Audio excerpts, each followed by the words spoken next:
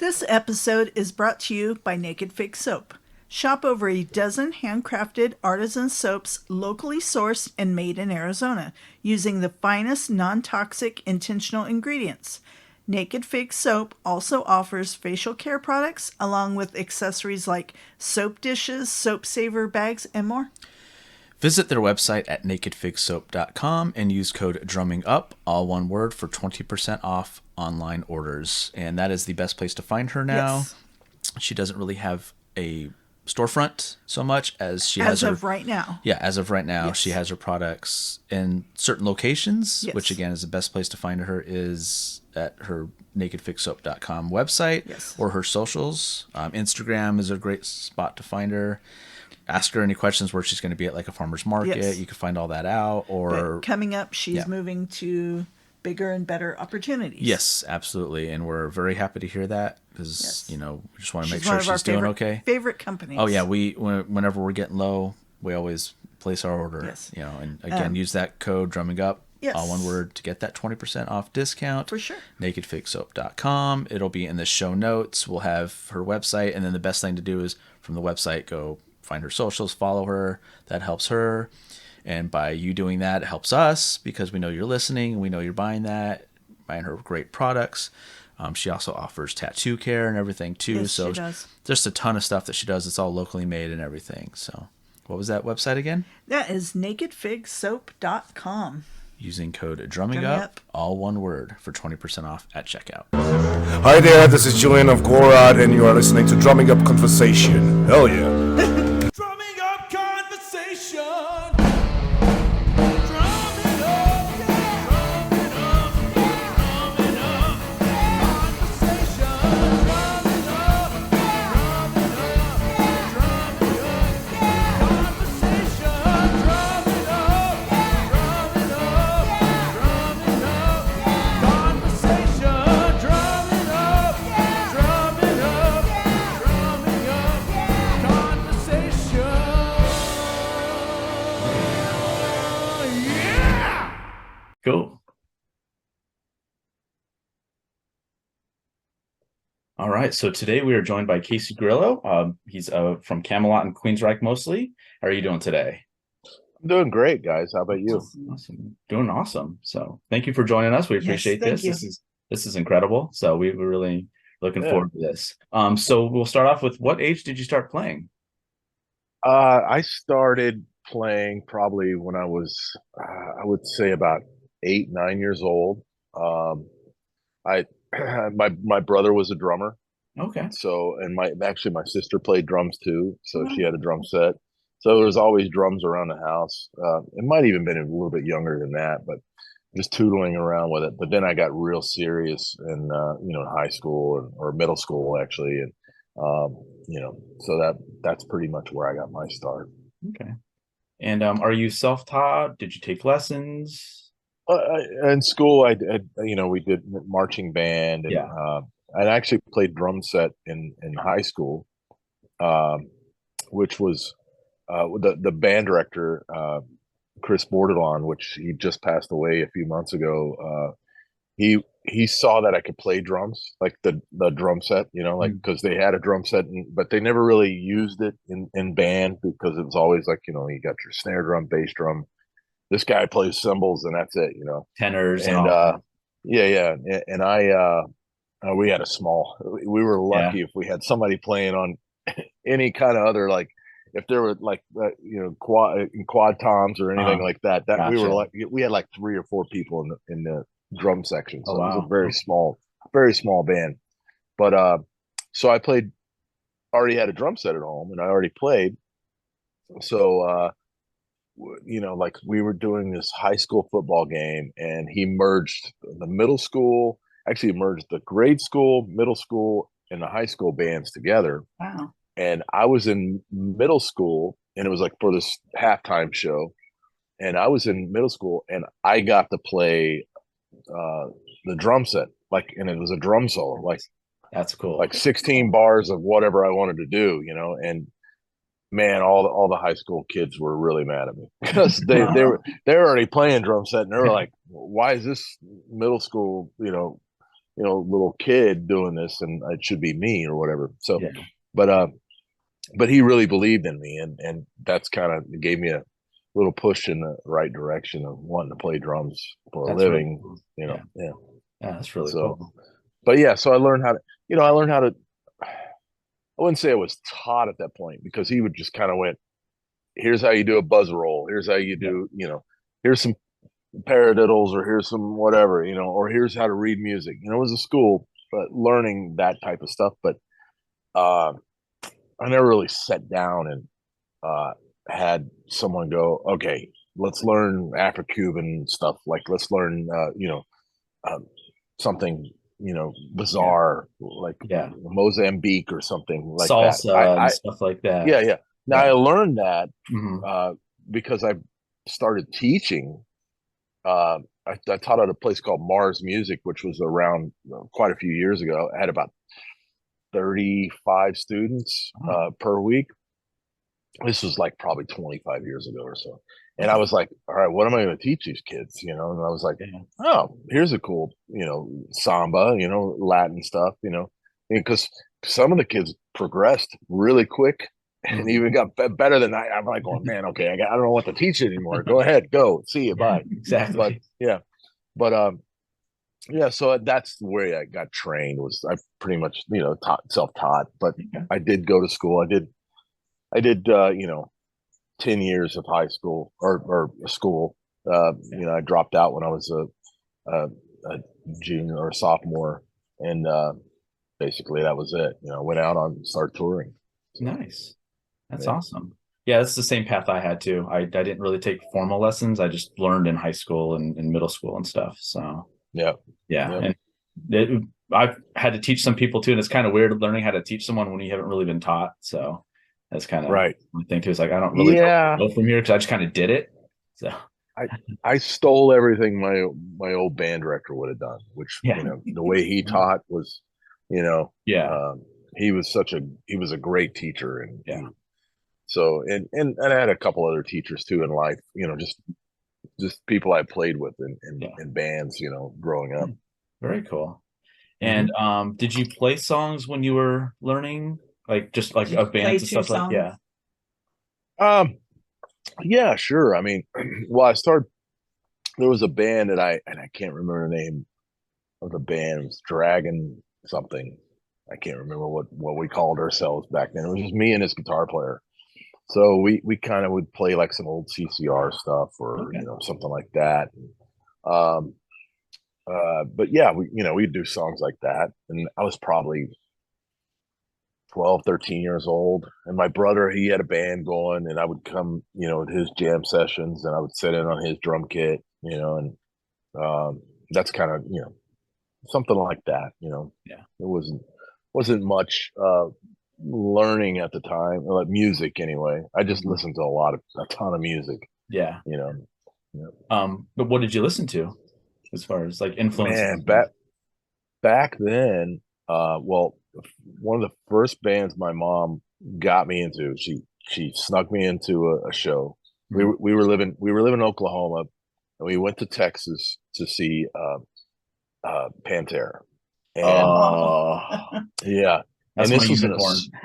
this was in a small club, uh, and we it was unreal. I was probably, I can't remember, probably 12 years old or something. It was 21 and older, and my mom somehow, I don't know how she did it, what she said to the people, but I got in there, or it might have been 18 and up. I think Texas is a little bit different back then, but and I got in, and I'm checking it out, and we were like front row.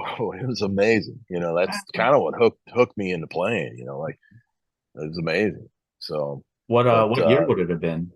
oh man, I don't know. It was with their old singer too, I So it think. was the spandex big hair Yeah. days. Okay. Oh yeah. Oh yeah. Yeah. Where you look at him like that's This is Pantera.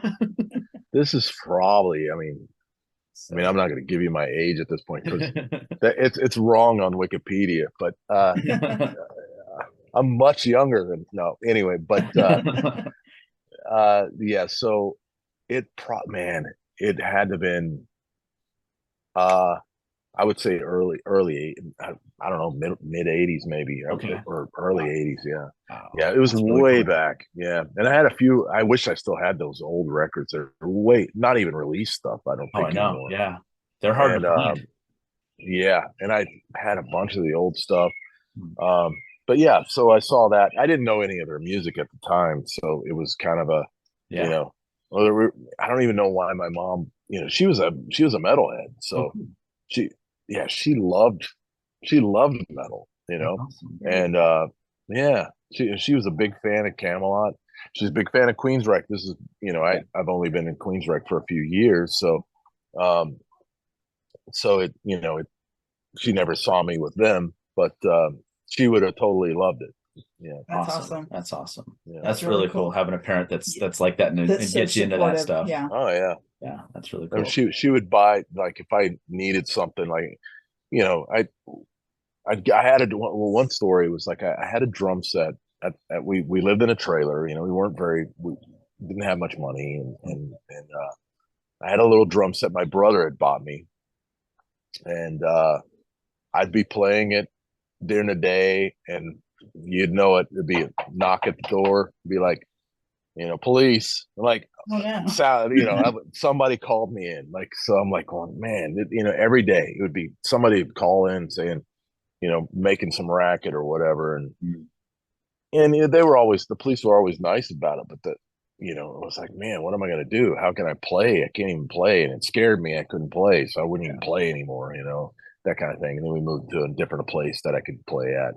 But yeah, she'd sit there and watch me play. She loved it. That's awesome. She was Very cool. That's she really, was really like, cool. yeah, she was very supportive. That's awesome. So when did you form your first band? Ah, well, I didn't really that was probably when I would say 12 years old, 12, Okay. 13 years old. Yeah.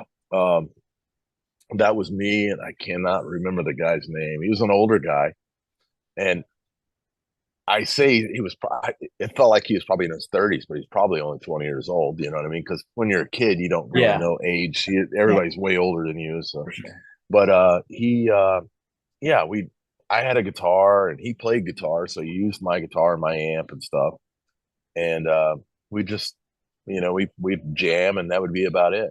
You know, I can't remember the name, Dragon something, whatever. It's got But dragon. That's cool enough, yeah, right? it had dragon in it, so it was like one of those fire dragon or something. I don't know, but it's uh, I haven't thought of that stuff in a long time. I mean, there's probably even a recording somewhere around, but it's something I hadn't thought about. Like, starting off at that age, what ended up happening was so when I turned 16, I decided to try and move down where my brother was living. He was living in Austin, Texas, and I did like this demo.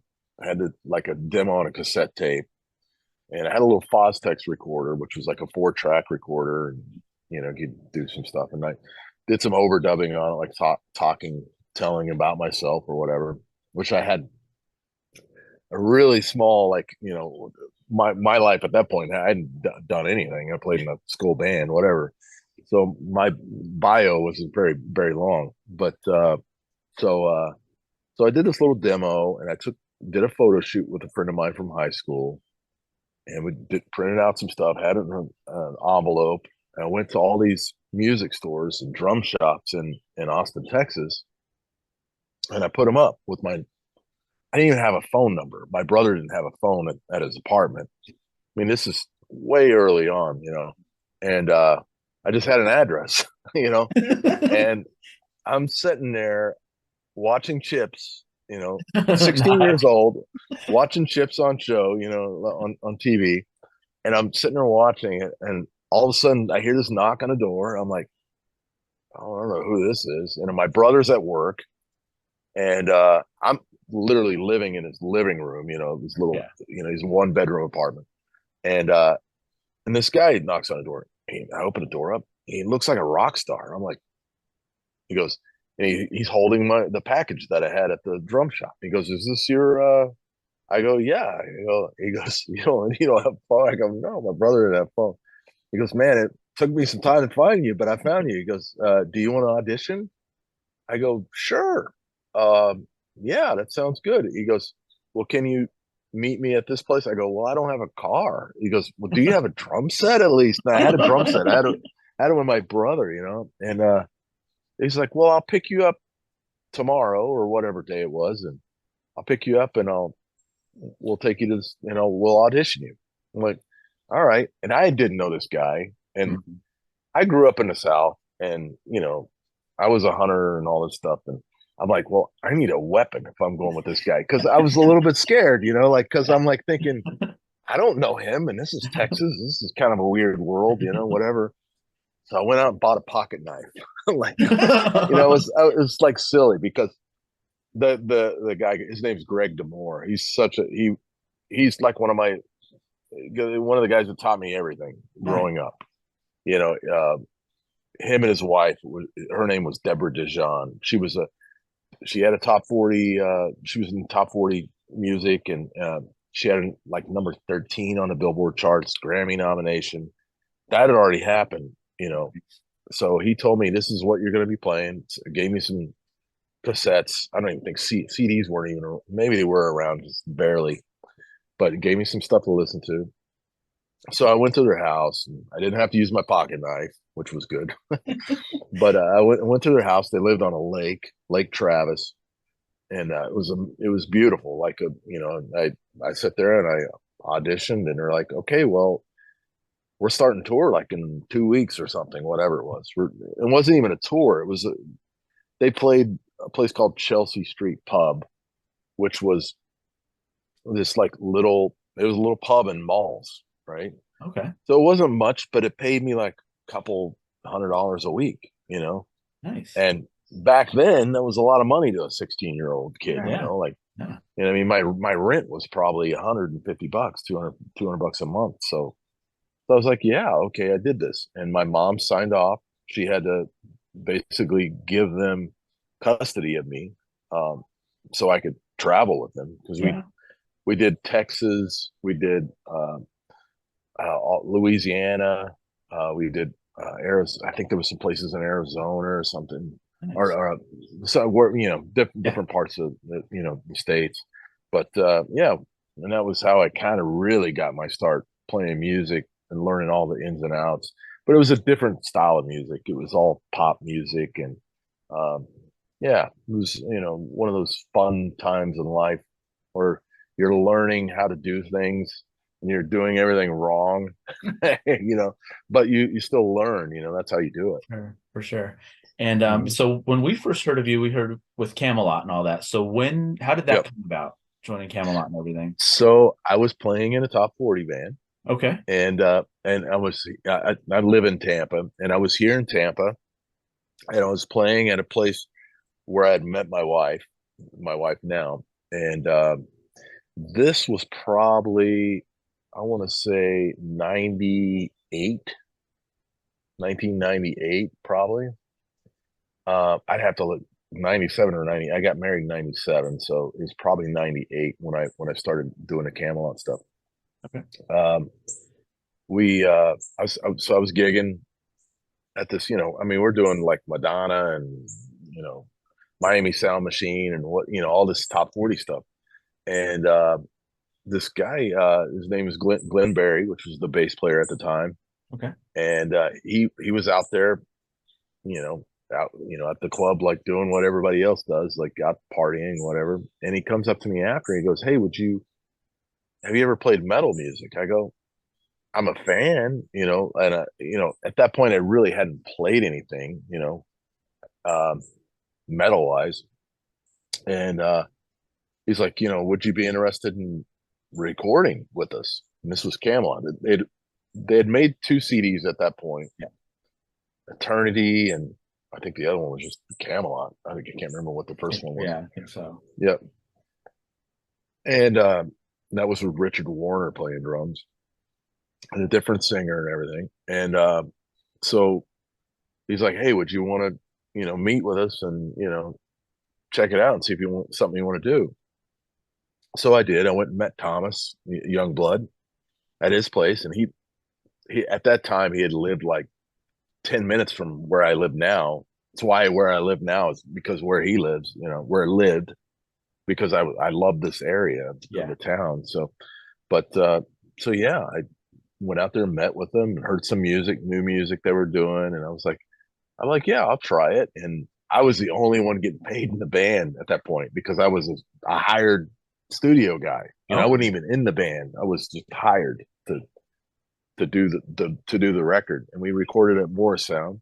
That was Siege Perilous, and yeah, so that was the beginning of that, and that's how it started. And it was like, then we went on tour. We did their very first tour. They never toured before, and we went to Europe, and we toured with Elegy, which is now coming back as well. Oh, cool. And it's good to see those guys coming back. And we did our first tour, and I mean, it was an eye opener, and learned a lot from, you know, everybody around us. And um, I think it was probably only about 3 weeks or something, which is about half the time. You know, nowadays we tour about 6 weeks out of, you know, on a tour like that. Mhm. So yeah, it was interesting learning experience the whole time. Sure. That. Yeah, that's a big jump going from like top 40, just basic drums to Yeah. what Kamelot does. And then So- all of a sudden you're in Europe. Yeah. Yeah. So I mean, and after that, I came back and I had somebody fill in for me on the top 40 band. It was a band called Sequel. You know, they literally, you know, I was like, hey, I'm going on tour. I'm going to do this tour thing. Can I get somebody to fill in for me? And they're like, yeah, sure. So I had a friend that played drums for me, and in the top 40 band, and then I went on tour with Kamelot, and that was kind of the way it was from then until I left Kamelot. Actually, I still played locally. I played locally until about 7 years ago, like 6.5, 7 years ago. So when I joined, well, I shouldn't say I joined Queensryche, but when I started filling in with Queensryche and helping them out, it was, you know, they do so much. They play a lot of shows a year, probably 100 shows a year, which is a lot of fly dates, and so it kept me busy to where it was like, you know, I would play locally if I got asked to. Somebody called me and it was like I had a couple of weeks off, and I'm like, yeah, I'll just jump in a car and throw a drum kit, you know. Yeah. At this point, like somebody texted me the other day and they were like, hey, can you fill in tonight? And I was on a plane. I'm like going, I'm actually flying right now. I can't. I wish I could, because I would have done it. And then I started thinking, man, I don't even know if I have a drum kit that I you know, I'm like going, where? Okay, I got a bass drum here. I'm like thinking of where everything is at. You know, that's all storage. You know, like, Yeah. but it wouldn't have worked. So I would have, you know, everything's like stored in separate lockers and everything. So, For sure. but yeah. Very cool. And so were you said you were a Queensryche fan growing up and all that. So how was it when you first got in the room with these guys? Well, it was a sudden thing because Okay. they had I gotten a call on, my wife and I were on a cruise ship on our 20-year anniversary. Wow. And I got a call from Todd, and we had just left the dock, so my phone was still on, and I was like, I go, dude, I'm on a boat right now. I go, I don't, you know, I go, this phone call is probably costing me like $7 a minute or something. I don't even know. He goes, well, hang up, go get Viber. And Viber was the thing, you know, it probably still is, but go get Viber, get the internet package, and call me back. I'll pay you for all that. I go, all right. So I call him back, and he's like, dude, he goes,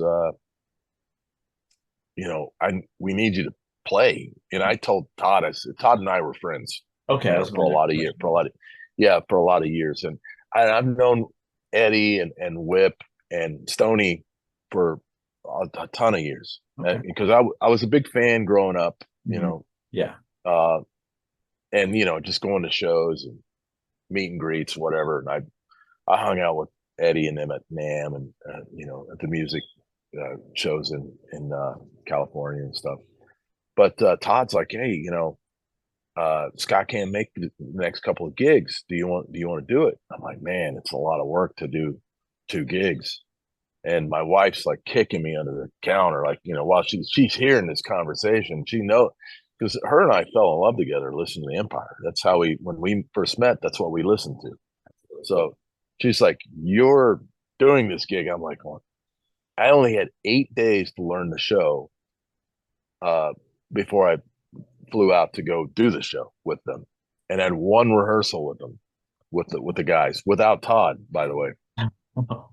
So I'm like, you know, like, all right, so how is this going to work? So I 10 hours a day, went over the songs, learned all, because there was a lot of stuff I'd never heard. There was a lot of new stuff they were playing. So went there, did the one rehearsal. Literally, it was a strange. It wasn't that a strange vibe, but we weren't all in one room together. We were in a studio, a recording studio. So you got like this split room, like where all the, you know, the engineer sits there and does all the, you know, the volumes and stuff. All the guys were in there, and I was in the playing room, which had all the drums in, and they had it all mic'd up so they could hear me. And um, basically we played through the whole set without stopping.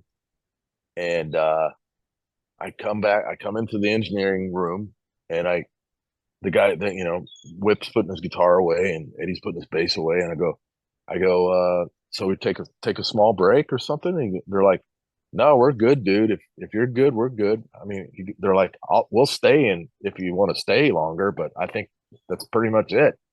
Like Eddie's like, "You got 90% of it down, like, there, you know, like all the signature licks and everything." And he's like, he goes, "Dude," he goes, "but if you want to stay for something," I go, "Yeah, I got one question."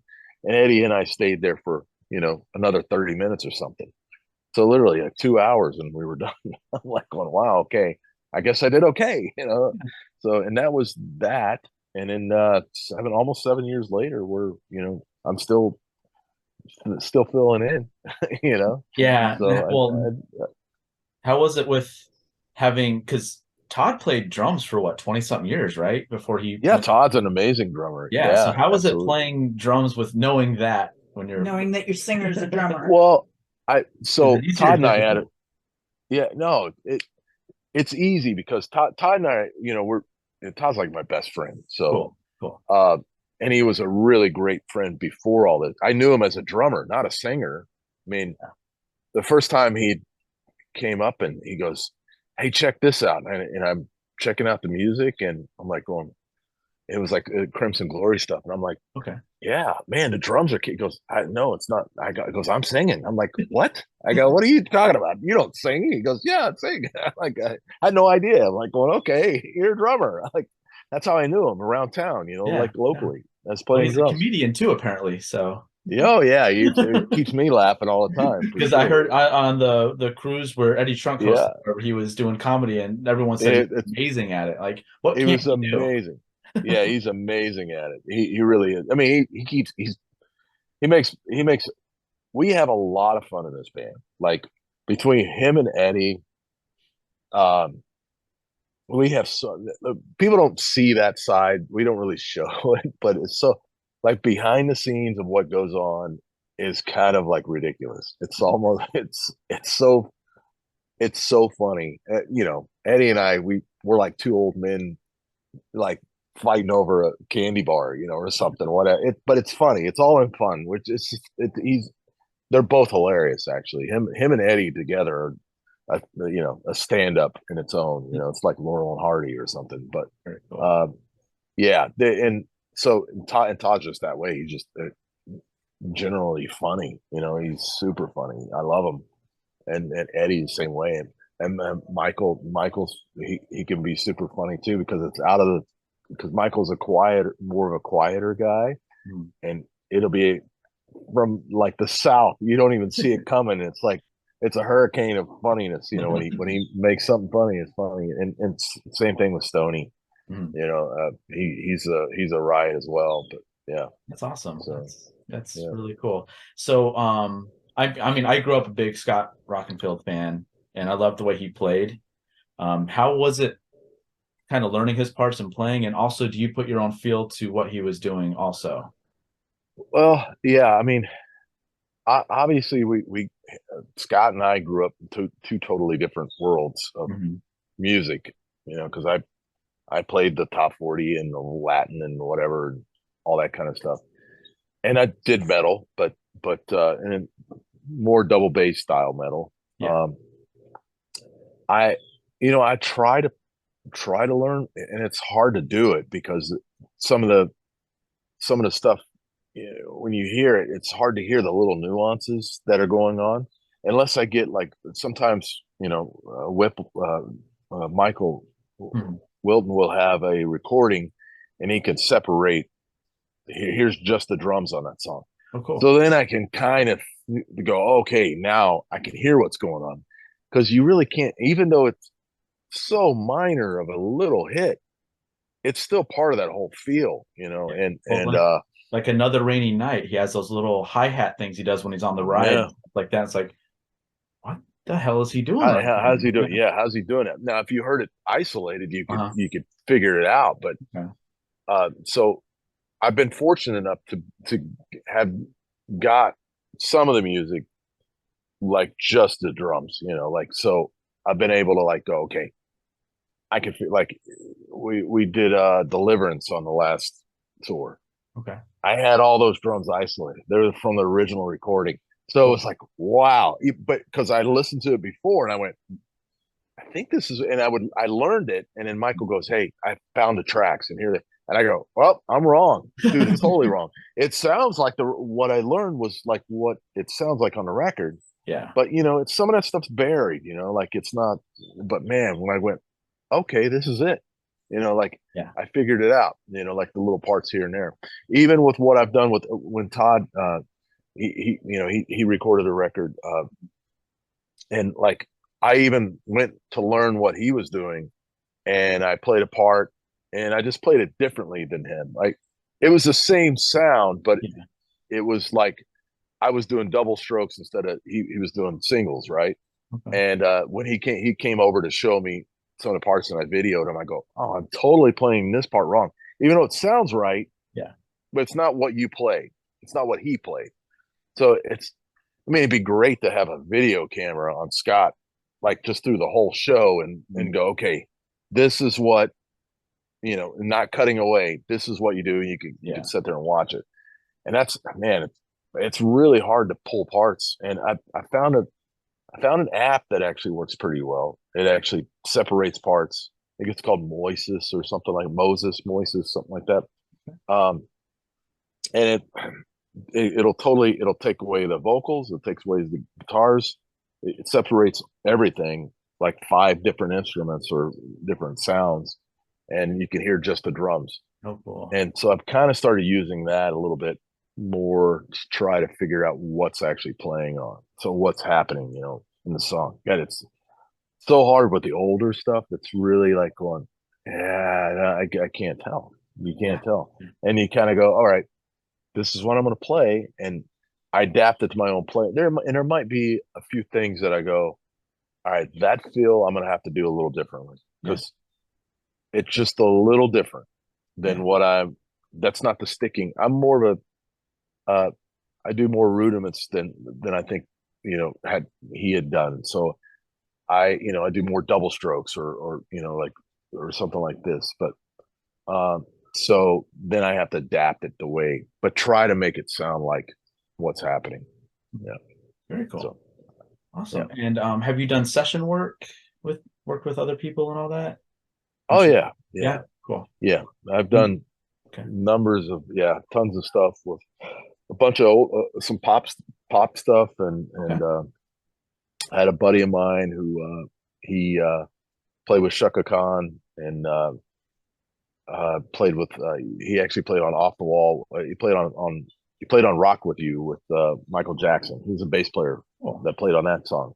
So Bobby Watson is his name, and I did a few records with him. Yeah, I mean I've done a ton of session stuff, and Queensryche, we just released Digital Noise Alliance, which I played on, along with wrote a couple songs on it, or song and a half or whatever. Yep. Probably my favorite recent album for sure. I I love appreciate that. album. Thank you. And Yeah. congrats on the video too with Rebel Yell and all that. That was fun. Yeah, yeah. So, it's perfect Yeah, timing. it was a fun. It on was that. a fun video. It Yeah. was a fun video to shoot. A lot of friends in that video. So it's like when I see it, it's like, yeah, it's like seeing all my friends in there. For So, sure. And if you close your eyes, yeah. you think some of it's Billy Idol singing. Yeah. Like he Dude, yeah, I know. It was Todd's so amazing. great at that. Yeah. Yeah, Todd's great at that, making sound like he can sound like a lot of different people. So, yeah, he's perfect with that stuff. and you picked But, up all the yeah. little nuances with like the tom parts and stuff like Yeah. that. And, Yeah, we try to keep it, like the song. But Make it and that's your a song. own. Yeah. That song was recorded maybe 1 or 2 takes for me because it was like I'd played that song Yeah, for years. I'm going, Right. for all sure. right, go. Yeah. Yeah, for sure. So it was pretty easy. And do you have any fun tour stories, Spinal Tap moments? Oh man, I'm sure you do. Spinal Tap. I'm trying to think. of a Spinal Tap moment. Man, I don't even know. Other than like equipment failure, which is always, Yeah. kind of, I mean, we've recently we came out, started playing, and the board just stopped, and we're like, all right. So I mean, you could feel it, you could hear it on stage when everything stops. You're done. Like, all right, we stop. We can't even talk to the audience, and about 45 minutes to an hour go by. They finally, because they had to switch everything. Something blew up or whatever. They had to switch all the. And our sound guy's amazing, but to even figure that out, I would have just been pulling the hair out. Yeah. Been like, this sucks. But that was probably the most recent thing that happened, and we got through it. We played the whole show like we picked up where we left off. A lot of people were getting annoyed, but it just happens. There was nothing we could do. Yeah. It's not a drum solo long enough to fill that gap. And and it got to the beat ain't gonna work, man. It's still not. That's not when it comes long back enough. on, you don't want to be worn Yeah. out. So Yeah, exactly. So I mean, other than that, I mean, I'm trying to think of not really anything crazy major. No. Yeah. No last night of that the I tour can. pranks or anything. Oh, tour pranks are always. But Yeah. we haven't done that in a while. Like I can't think of tour pranks with Queensryche, because usually what we got, the opener is pretty serious. Like we had Marty Friedman Okay. on this last tour, and it's not that he's fun. He likes to have fun, but it's out of a respect thing. I wouldn't go out there and actually Todd did do a funny prank with him. He walks out on stage and he's like, no, like no, and this was our last show, and he, no, you play this, and nobody knew what he was saying. He was like, he's playing a solo, and like he was telling Marty, and he goes, and then the drummer, Chargy comes up and gives Todd the drumsticks. Todd comes back and plays the rest of the song. So it was pretty cool. Yeah. That's So awesome. that was a fun. It's on YouTube. You can see it. Oh, cool. It's awesome. Check that out. Yeah. Yeah. But stuff like that. But I mean, of course, nobody ever has ever heard this one before, but it's not even tour. It's just like living with Eddie, because Eddie likes to pick on me because I'm the newer guy and the drummer, whatever, So we'll be at the airport, and those little stickers that stick on your bag. Yep. Like they're the little stickers, not the full ones that they flap over. They got these little stickers. Yep. And we have to take them off when we check back in. So we travel with about 22, 23 pieces of gear. So Eddie took all these stickers off and he put them in my hair, and I didn't know it, on my back, like all over me, behind me, right? I didn't even see it. Everybody else did. They're all laughing for some reason. I'm in like the Sky Lounge. We're in Fly Delta all the time. So I'm in the Sky Lounge, and somebody comes up behind me and goes, hey, I don't know if you know this, but somebody's really played a bad joke on you. You got stickers in your hair, dude. And he was picking them out. I'm like going, Eddie, and he wasn't even there. He'd already gone away. So our ongoing thing now is I'll sit there and I'll throw stickers at, like, he won't even know it. Like, I'm tossing stickers at, like, stuff like that. It's little pranks like that. Like, we, constantly, whatever. And it's so much fun, like being on tour. Like when we do like a 6-week tour, a month or so, whatever we've done, it's always Eddie's he's a great cook. He's a great chef. And we'll have these opening bands with us, and he'll make, like, one year John 5 was out with us, and John, he's a vegan, so he doesn't eat meat or anything. So when Eddie cooks, Eddie will cook for the opening band. Like, we'll have a day off, or he has enough time to do it. He'll make this, he'll make this nice meal for the opening guys. So he made like a vegan thing for them. And then I'm over there because I'm a I don't eat meat, so I eat fish. That's about it. But so I'm over there trying the food, and he's slapping my hand, like, going, "What are you doing? You can't. That's the opening band." I'm like, "Well, man, it smells so good."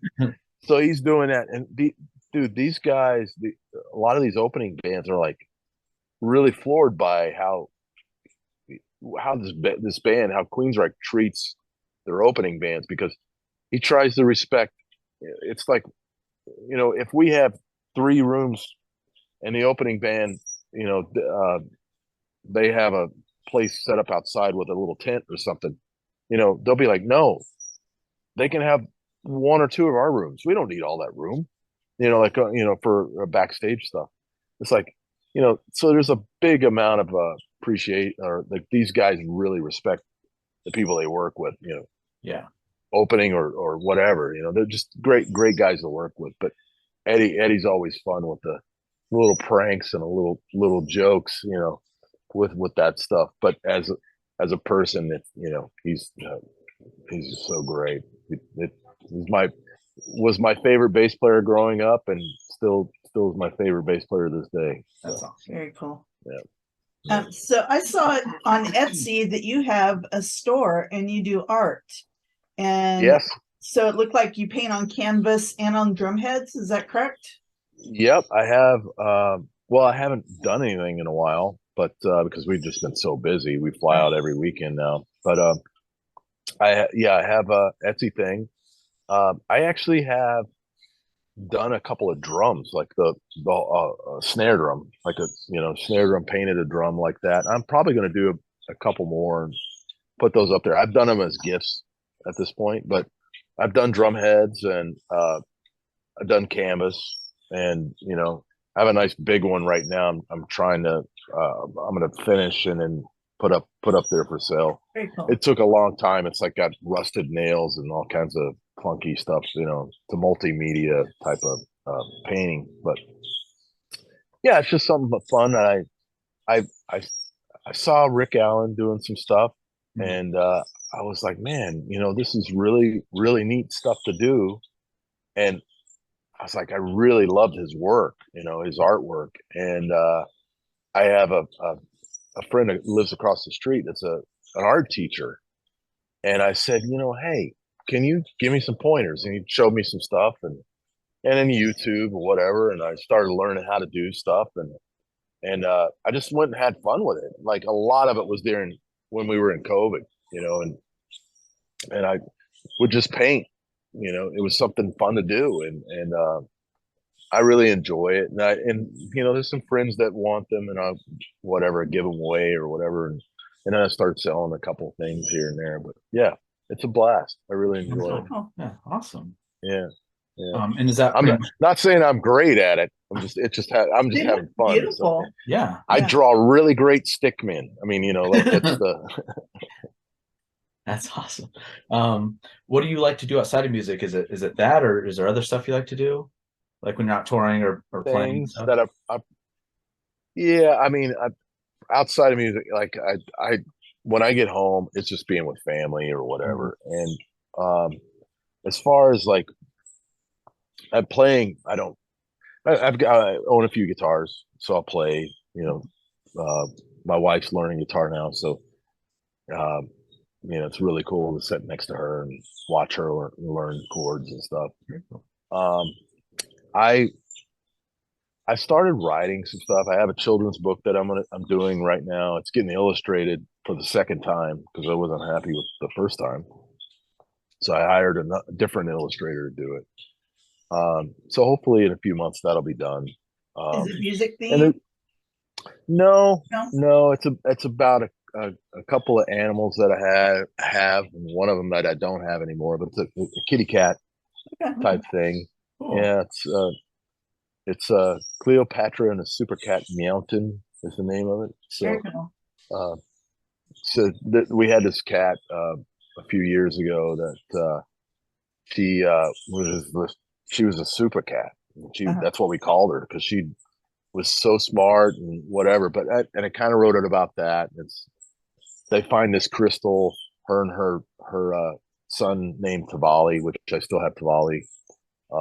Which it wasn't her son, but still, Yeah, right. It looks like her son. Anyway, so it's about that. It's about being, making a better world. Everybody can be a super person or a super cat.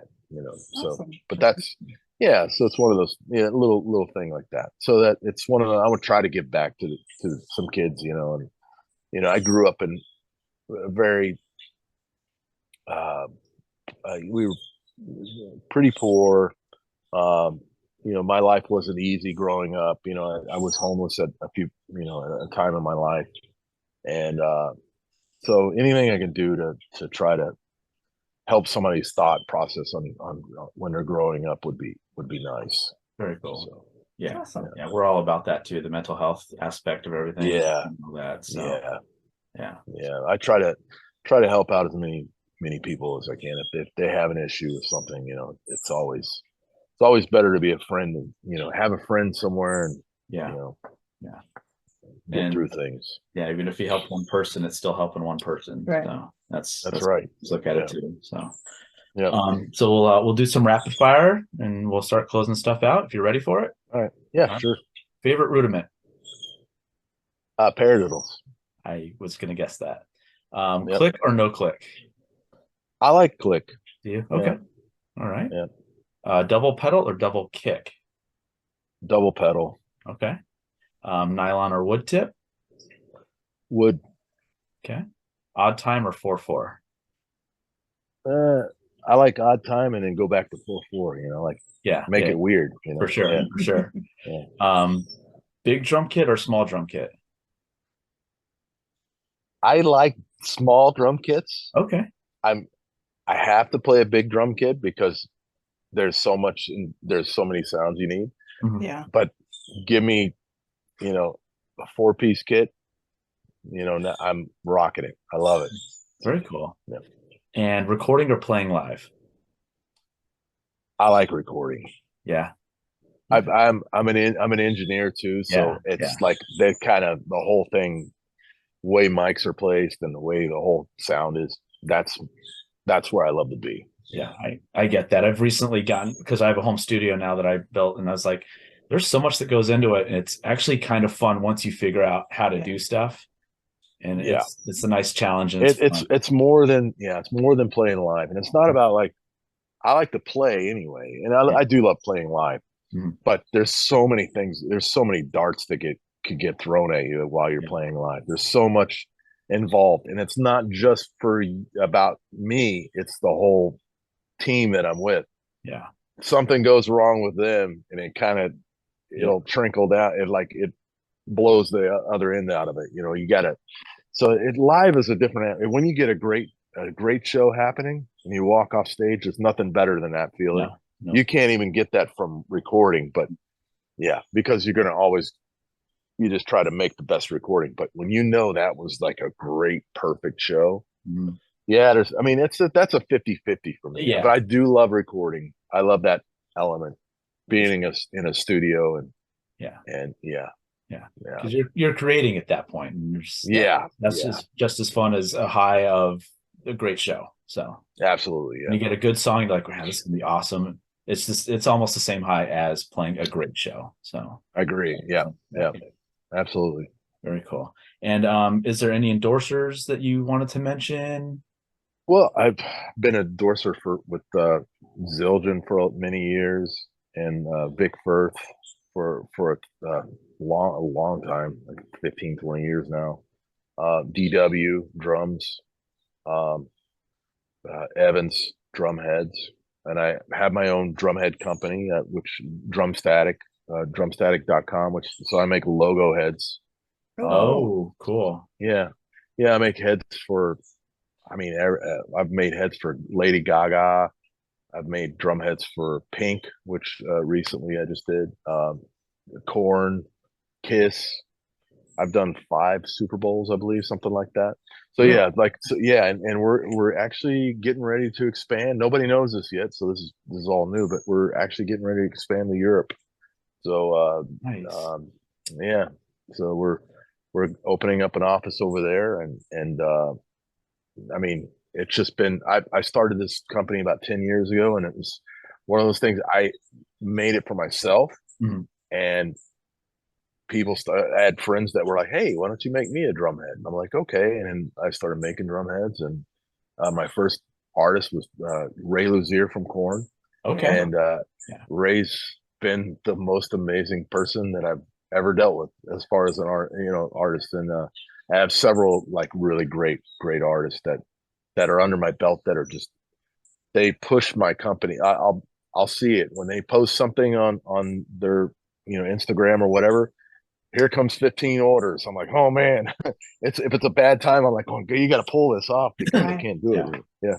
So, but yeah, That's yeah. So that's my second business that I have going We'll on. be checking that out today. So that Yeah. looks pretty fun. Yeah.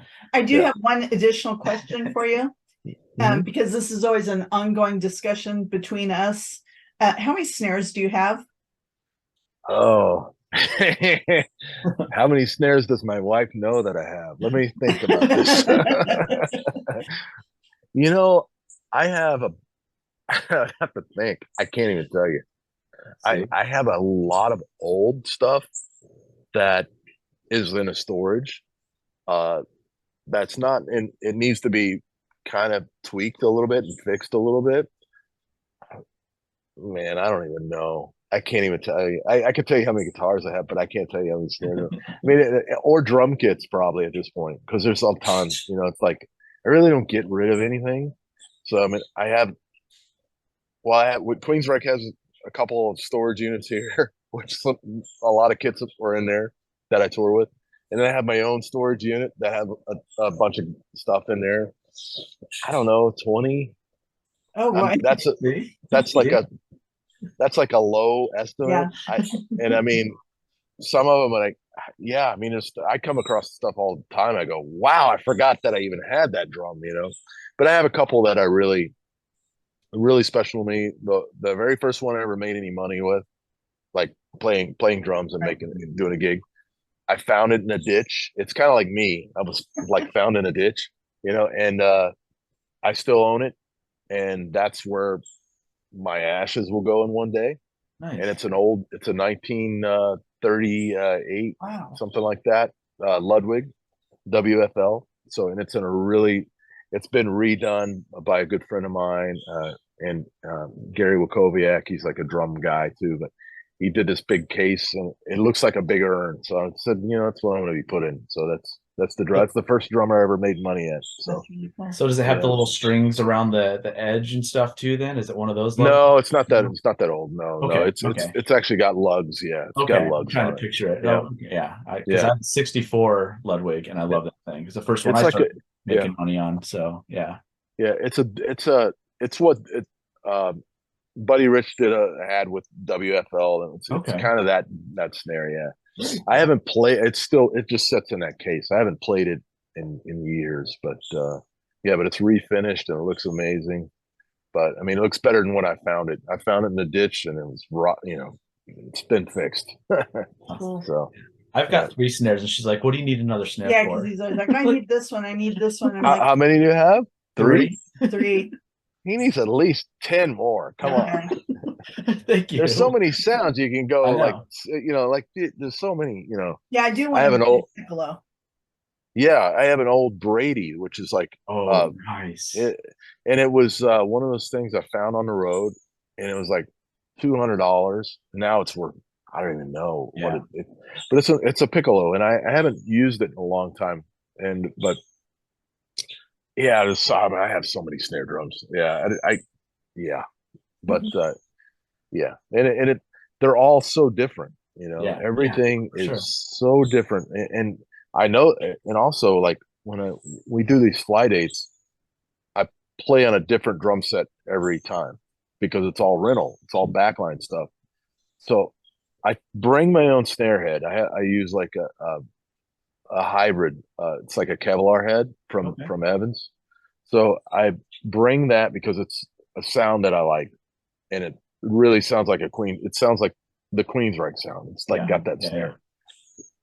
But like even my sound engineer will go, yeah, that snare drum wasn't, or that one was amazing tonight. Like it's totally a different animal. And it could be the same drum, Yeah.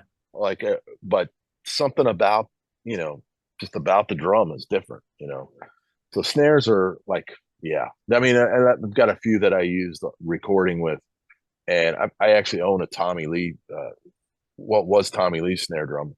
Uh, I I was playing with Pearl drums at the time, and I had broken a drum, and they brought me out a drum. They said, "Here, this is laying around in our office, and it's Tommy Lee's.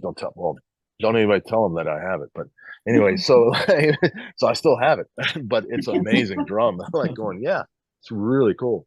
So yeah, but I have that, and I use that on recordings, and yeah. Anyway, So I need more. I Cool. could go on. We could. Yeah. This is a whole nother show. This Yeah, snare drum show. well, I'm even thinking down the road of some of the drummers we've had on, having them come back and talk about their favorite snares and stuff like that would be a fun segment. So Yeah, yeah. because of how open she's been to finding out how many, because we had Yeah. one on Jordan Kanata, he has like 20 something at least, and it's Yep. all in the background when we had him on, and I'm Yeah, like, his see, background looks like a that's what drum I store. need. Yep.